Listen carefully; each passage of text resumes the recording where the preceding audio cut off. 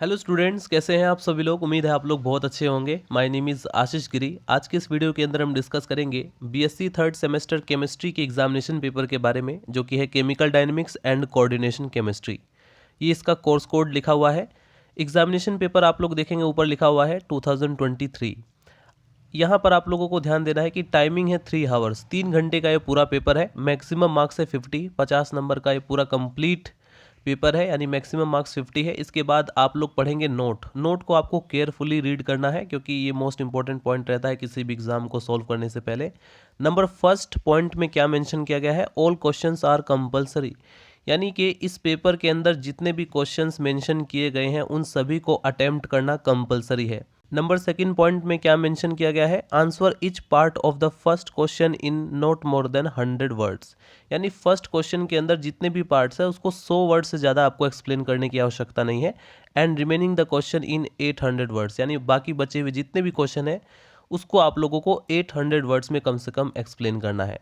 आगे बढ़ते हैं। नंबर थर्ड पॉइंट में क्या मेंशन किया गया है, marks are mention against the question. यहाँ पर आप लोगों को ध्यान रखना है, क्वेश्चन के आगे ही उसके मार्क्स मेंशन किए गए हैं। आगे बढ़ते हैं स्टूडेंट। आइए बढ़ते हैं नंबर फर्स्ट क्वेश्चन के सभी पार्ट्स को देखते हैं कि कौन कौन से क्वेश्चन पूछे गए हैं। ये जो आपका फर्स्ट क्वेश्चन है इसमें टोटल 5 क्वेश्चन है। एक क्वेश्चन 2 नंबर का है, तो इस प्रकार से मैं कह सकता हूँ कि फर्स्ट क्वेश्चन आपका 10 नंबर का हो जाएगा। तो फर्स्ट क्वेश्चन के फर्स्ट पार्ट में आपसे क्या पूछा गया है, what is the effect of concentration on the rate of reaction. Rate of reaction पर कंसंट्रेशन का क्या इफेक्ट होता है उसको आपको एक्सप्लेन करना है अंडर 100 वर्ड्स, राइट। इसके बाद फर्स्ट क्वेश्चन के सेकंड पार्ट में आपसे क्या पूछा गया है, बी में, what is the want of reaction isotherm, give its equation. इसको भी आपको 100 वर्ड्स के अंडर में एक्सप्लेन करना है। फर्स्ट क्वेश्चन के पार्ट थर्ड में आपसे पूछा गया है, यानी सी में पूछा गया है, right the name of isomerism found in the following pairs. ये जो आपको पेयर्स दिखाई दे रहे हैं फर्स्ट और सेकंड, इन पेयर्स में कौन से आइसोमेरिज्म पाए जा रहे हैं उनके नाम आपको लिखने हैं। फर्स्ट क्वेश्चन की फोर्थ पार्ट में आपसे पूछा गया है, determine spin only magnetic moment of chromium 2+ ion. इसके बाद फर्स्ट क्वेश्चन के 5 पार्ट्स में आपसे पूछा गया है, ई में, right the name of factor affecting crystal field splitting, यानी क्रिस्टल फील्ड स्प्लिटिंग को अफेक्ट करने वाले जो फैक्टर है उनके नाम आपको लिखने हैं। चलिए बढ़ते हैं नेक्स्ट क्वेश्चन की तरफ। क्वेश्चन फर्स्ट के सभी पार्ट्स को हमने कवर किया।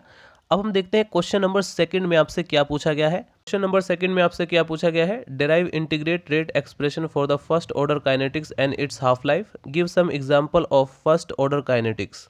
ये आपसे 10 नंबर के लिए पूछा गया है। इसके ऑप्शन में आपसे पूछा गया है, ऑप्शन में आप लोग देखेंगे कौन सा क्वेश्चन है, derive the Clausius Clapeyron equation and discuss the application of it.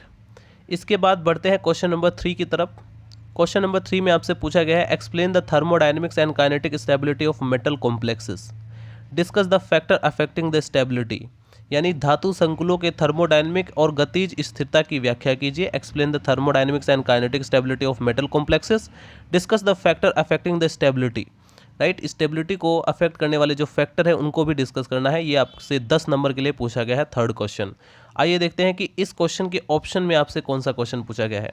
इसके ऑप्शन में आपसे पूछा गया है, discuss the types of electronic transition, selection rule for DD transition, explain the spectroscopic ground state term with example. तो यदि आपने दोनों के कॉन्सेप्ट अच्छे से समझ रखे होंगे तो इसको आप लोग 800 वर्ड में आसानी से एक्सप्लेन कर सकते हैं।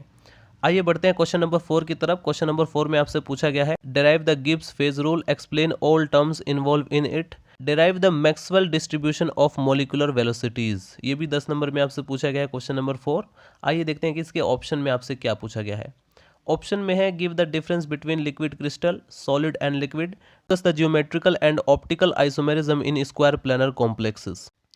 आगे बढ़ते स्टूडेंट, देखते हैं क्वेश्चन नंबर 5 में आपसे क्या पूछा गया है। क्वेश्चन नंबर 5 में आपसे पूछा गया है student, explain the electronic spectra of hexa aqua titanium third ion. ये जो कॉम्प्लेक्स कंपाउंड आपको दिखाई दे रहा है इसका नाम है hexa aqua titanium third ion.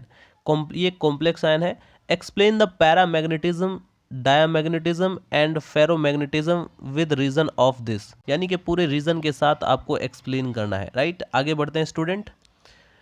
इसके ऑप्शन में आपसे पूछा गया है, right short notes on LS coupling and intermolecular forces.